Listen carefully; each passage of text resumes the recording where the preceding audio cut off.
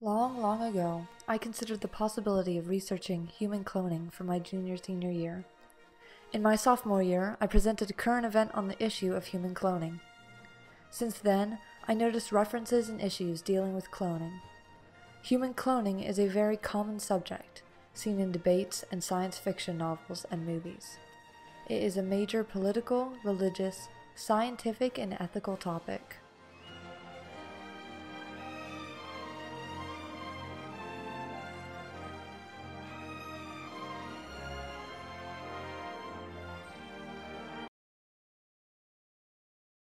So I decided to search deeper and made my problem statement: what is the science and history of human cloning from the 1980s to 2008, and what are the main ethical viewpoints on the subject of human cloning? To answer this problem statement, I looked up a variety of sources but mainly used internet, databases, and ebooks. I divided my paper into three main sections: science, history, and ethical viewpoints. The science of human cloning. There are three categories of cloning: DNA cloning, therapeutic cloning, and reproductive cloning.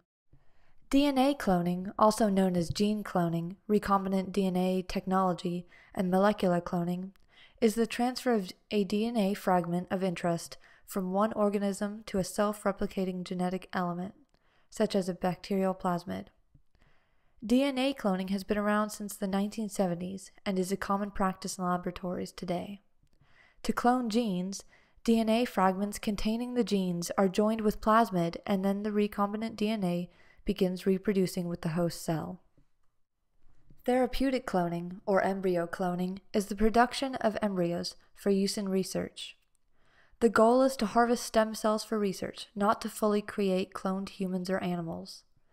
The harvested stem cells are used to study and treat diseases and learn about human development. However, when extracting stem cells from the egg, the embryo is destroyed. Reproductive cloning is used to create an animal with the same DNA as a previous animal through a process called somatic cell nuclear transfer, or SCNT. Through SCNT, scientists remove the nucleus of an egg, inject new genetic material from a donor cell into the egg, is treated to stimulate cell division, and is finally transferred into a female host to finish developing. The history behind cloning. The G0 stage. A major event was the discovery of the G0 stage. The G0 stage is a hibernation phase where cells step out of their normal cycle of growth and divide. The cells in this stage are more adaptable to cloning techniques. The G0 stage is what inspired Ian Wilmot and Keith Campbell to begin experimenting with cloning. Dolly and Polly. After 10 years of research and testing, Dolly was born at the Roslin Institute under the research of Wilmot and Campbell on July 5, 1996.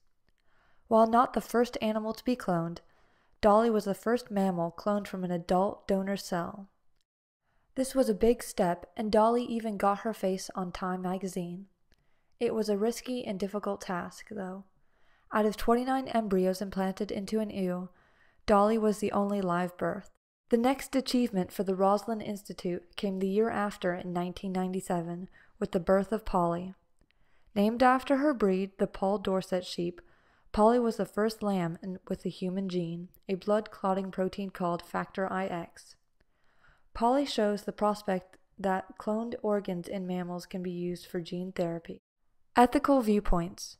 According to Cass, the majority of people view cloning as unethical because they see cloning as an immoral violation of human identity and dignity. To them, cloning technology would have to be completely banned because there would not be any way to regulate or limit cloning.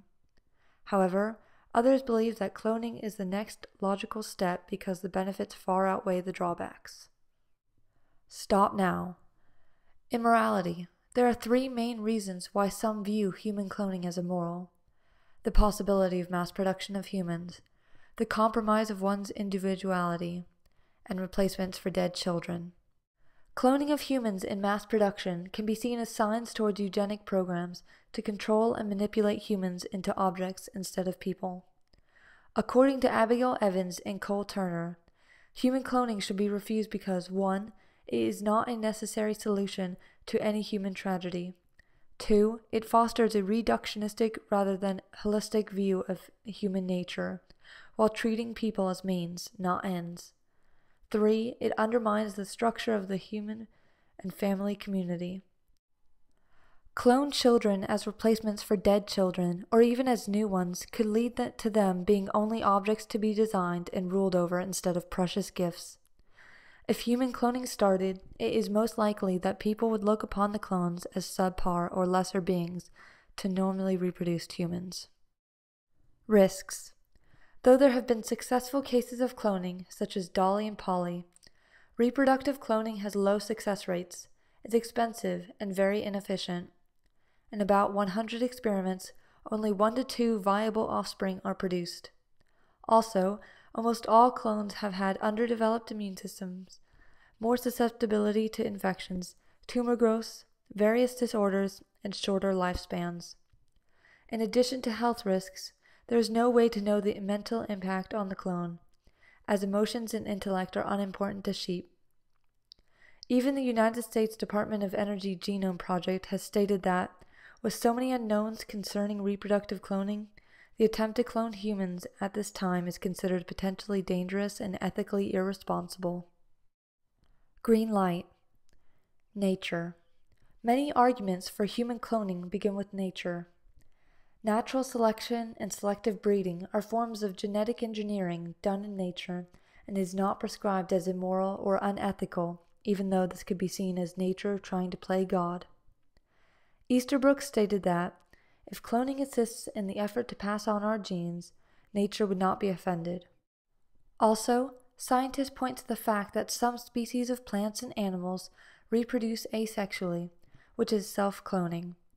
Another argument is that the purpose of the human race is to reproduce and continue mankind. Clones are already seen in the world naturally, so the human species should be able to clone too, if it helps further the reproduction of the species. Benefits. There are also many benefits to cloning. Cloning would bring numerous advances to science. This could be the way to save extinct or endangered species, cure diseases, and save lives. Therapeutic cloning could one day be used to replace whole organs, treat genetic conditions, and replace damaged cells by producing new, healthy cells. Each year, thousands of patients must wait for organ donations. By cloning new organs, patients would not have to wait for the right match, and many lives could be saved. All genetic diseases and damaged cells could be treated easily because the new cloned cells with the patient's genetic material would not be rejected by their body. Reproductive cloning could be another option for infertile couples. God the Creator. Psalm 103 states, "Know that the Lord himself is God. It is he who made us and not we ourselves." This psalm is especially applicable to the issue of human cloning, for it directly says that only God creates, not humans. God made humans from unformed substance. Humans are a part of God's creation, created in his image, so life is precious. Cloning for research or body parts lessens the value of human life. Mankind may be seen as trying its hand at playing God and creating new humans, controlling life and death, or interfering with God's plan. Conclusion. Human cloning has greatly progressed since the 1980s to 2008. While human cloning might not be entirely safe to perform yet, scientists are well on their way to perfecting the techniques of this science. There have been many new advances through the last few decades to help perfect these techniques. The discovery of the G0 stage, which is much easier to clone from, and the cloning advances of Dolly and Polly at the Roslin Institute. The science and technology are continually being developed, researched, and tested. However, the main ethical question at hand is, should scientists stop or continue? There are numerous risks, benefits, and arguments over cloning, and it remains a hotly debated subject. Many believe that the potential physical, social, and emotional risks for clones are enough reason to stop cloning altogether. However, there are also many benefits to look at. genetic diseases could be overcome, lives could be saved by using new cells or organs to repair damage, and infertile couples could have the possibility of their own child. As stated in Psalm 103, though, God is the only one who creates humans in the womb, so cloning could be seen as a way to play God at creating life. The future for human cloning, though unsure, will continue to evoke passionate debate from both sides as more knowledge is gained. These are my references.